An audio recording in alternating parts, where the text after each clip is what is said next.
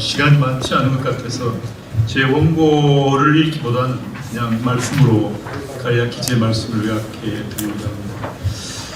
사실 저희들이 현재 이제 633하고 대학 입학 시험을 치고 대학에 들어가는 이 체제는 오랫동안 이게 굳어왔습니다. 1946년에 재정교육법을 만든 이후에 오늘까지 지속하고 있으니까 80여 년간 지속을 한 셈이죠. 이것에는 이제 어떻게 보면 대학이 가지는 일종의 대학의 신화라 그럴까요? 그것이 굉장히 강한 축으로 작용하면서 대학 입학 시험이 많은 부분을 빨아들이고 이렇게 중요한 역할을 하는 그런 체제라고도 볼 수 있습니다. 이 체제 속에서 한때는 상당히 성공을 거두었습니다. 근대화 과정에서는 많은 인력들이 대학도 가고 해서 한국 경제를 부흥시키는데 기여도 했습니다. 그렇지만 그 이후에 여러 고통이 있었습니다. 입시 전쟁이라고 할 만큼의 힘듦, 고통, 또 사교육뿐만 아니라 학교의 붕괴의 위기, 그리고 스카이캐슬로 불리는 교육의 불평등, 이런 여러 불평등이 존재해 왔고, 이것을 또 해결하기 위해서 입학시험을 정시를 강화하고 수시를 강화하고 공고사, 예비고사, 또 교육과정을 이렇게 바꾸고 저렇게 바꾸고 하는 여러 노력들이 있었습니다. 그러나 이제 이 80년간 지속해온 이것이 이러한 노력이 있었음에도 불구하고 사실은 대부분 실패했습니다. 여전히 우리는 그때의 고통, 입시의 전쟁, 아주 가혹한 사교육, 학교의 붕괴, 스카이캐슬, 이 모든 위기를 그대로 간직하고 있습니다. 오히려 더 고통스러울 정도입니다. 그러면 이것은 무엇을 의미하는가? 제 생각에 이것은 지금까지의 이 시스템 속에서, 우리가 구축해 놓은 80여 년 전의 시스템 속에서는 이 문제를 풀 수 없다는 것을 입증했다고 생각합니다. 이것은 사실 계속 예를 들어 빈곤의 악순환처럼 문제의 악순환이 되어서 풀려지지 않는 일종의 서클을 만든 것입니다. 이 서클을 풀기 위해서 우리는 아마 강력한 커다란 것을 아마 던져야 할지 모릅니다. 예를 들어 넉시 같은 사람이 이야기했을 때 그걸 빅푸시라고 다른 사람들이 해결책을 제안했듯이, 이러한 문제의 악순환을 위해서 우리가 필요한 것은 이 고리를 새롭게 만드는 어떤 커다란 빅푸시가 들어가야 할 상황이 되었다. 이렇게 우리는 이야기할 수 있습니다. 그런데 지금까지는 대학과 보통교육의 방향과 지향이 달랐기 때문에 그걸 잘 할 수가 없었습니다. 그런데 이제 지금 이 시대에 이르러서 우리는 굉장히 중요한 몇 가지 흐름을 보고 있습니다. 하나는 인구 절벽입니다.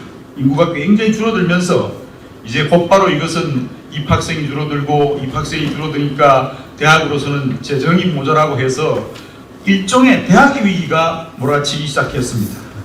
그리고 지능정보 사회가 굉장히 강화되고 4차 산업혁명, 인터넷 이런 것들이 강화되면서 이제 더 이상 과거와 같은 지적 수준으로는 너무 많은 단순 지식만 흘러다니고 지식을 아주 고도화하고 유통하고 생산해내고 재구성하는 데에는 더 높은 차원의 어떤 유형의 일이 필요하다는 것을 느끼기 시작했습니다.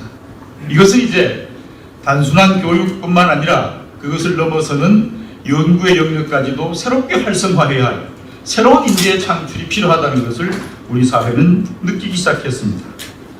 그리고 이러한 대학의 위기는 곧바로 지방에 있는 지역대학들의 위기를 몰아왔고, 대부분의 우리 사회가 어떤 지역에 어떤 지방의 대학들이 같이 존속해왔기 때문에 이 지역대학의 위기는 지방경제의 위기로 전이되기 시작했습니다.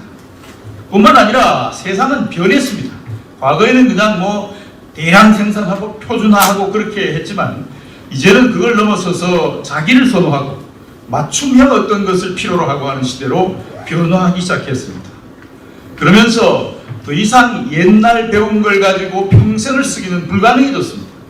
이제 그냥 대략 50 넘으면 은퇴도 하고 또 새로운 지식을 가지고 새롭게 배워서 새로운 사회, 새로운 직장에 적응하고 거기서 또 새로운 삶을 살아야 할 그런 유형의 시대로 옮아가기 시작한 것입니다.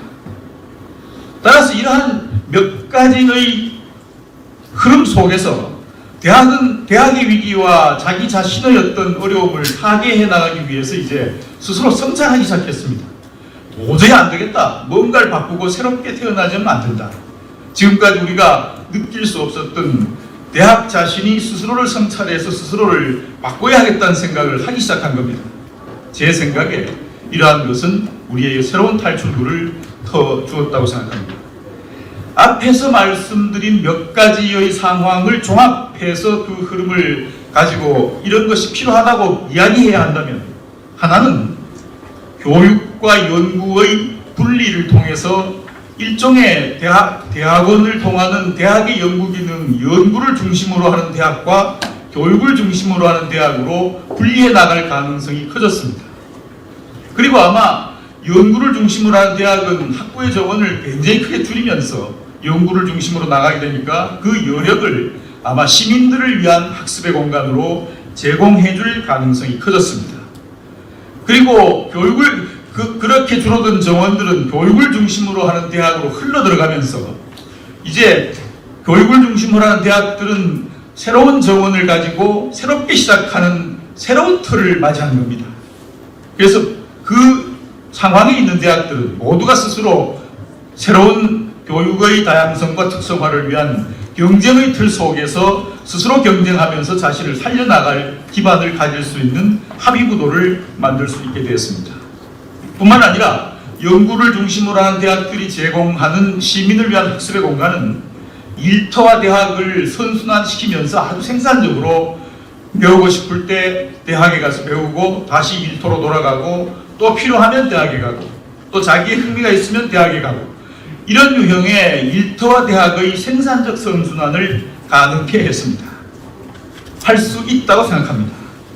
그리고 이러한 기반에는 어쩔 수 없이 이제 정부는 강력한 지원을 하지 않을 수 없게 됩니다. 왜냐하면 연구를 중심으로 하는 대학은 연구의 다양화와 특성화를 위한 경쟁을 할 수밖에 없고, 교육을 중심으로 하는 대학은 교육의 다양화와 특성화를 위한 경쟁을 할 수밖에 없어서 이러한 일을 할 수 있도록 기존과는 다른 상황이 벌어진 상황에서는 정부의 지원은 필수적입니다.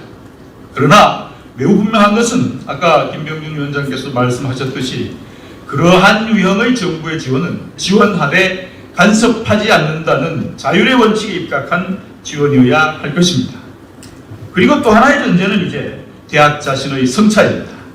대학 자신이 어떤 방식으로 자기를 생각하고 자기 스스로를 터나가는가에 따라서 대학은 이제 지금까지와는 다른 길을 걸어가게 될 것이기 때문입니다.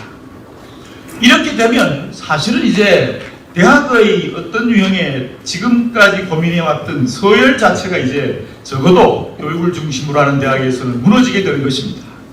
물론 이제 대학이 어떻게 다양화하고 자기 자신이 어떻게 노력하는가에 따라서는 3, 40년 후에 새로운 어떤 유형의 대학이 생겨날지는 모르지만 이젠 모두가 좋은 대학, 나쁜 대학보다는 어떤 유형의 배움이 충분히 가능한 아주 그런 것을 잘할 수 있는 대학, 이런 대학들만 존재하는 것이지 지금처럼 스카이가 있고 뭐 세칭 뭐 인류가 있고 이런 유형의 개념이 이제 상당히 사라지게 될 것입니다.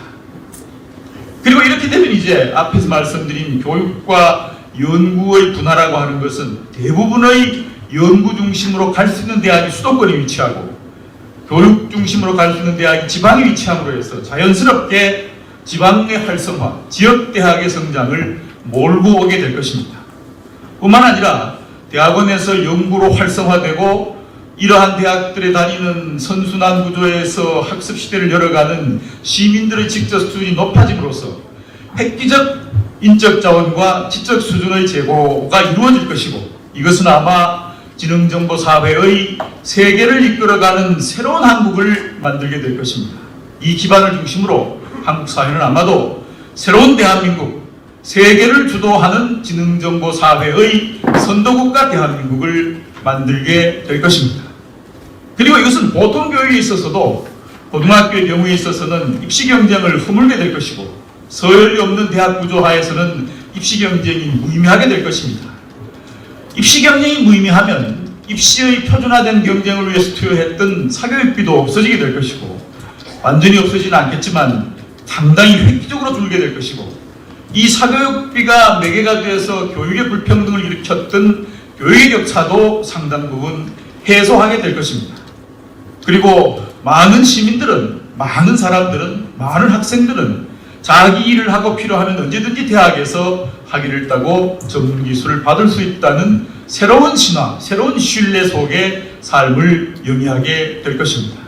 이건 역시 우리가 가지게 될 일종의 새로운 인재혁명이라고 볼 수 있습니다. 그러면 우리는 고등학교 이하의 교육에서는 정말로 정글과 같은 이 세상에서 인성교육과 기초적인 학력을 위해 최선을 다해서 그 일을 할 수 있는 터전을 갖게 될 것입니다. 지금은 모든 것이 어떤 일을 하더라도 대학 입시에 물려있기 때문에 그 무엇을 요구할 수 없는 상황이 되어버렸습니다. 그러나 이렇게 되면 우리는 이제 인성교육의 길을 트고 기초학력의 길을 트게 될 것입니다. 조금 전에 말씀드린 이러한 유형의 고등교육의 전환과 또 앞에서 직전에 말씀드린 고등학교, 초중학교의 인재의 새로운 유형의 시스템 속에서 우리는 한국 사회의 인재에 대한 인재혁명을 이야기할 수 있고 새로운 사회를 위한 인력구조 개편을 말할 수 있을 것입니다.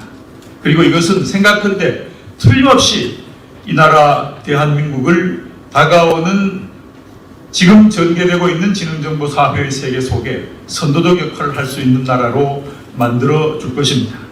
앞에서 말씀드린 이러한 인재혁명은 한국 사회를 제2의 한강의 기적을 만들 수 있는 토대를 제공하게 될 것입니다. 감사합니다.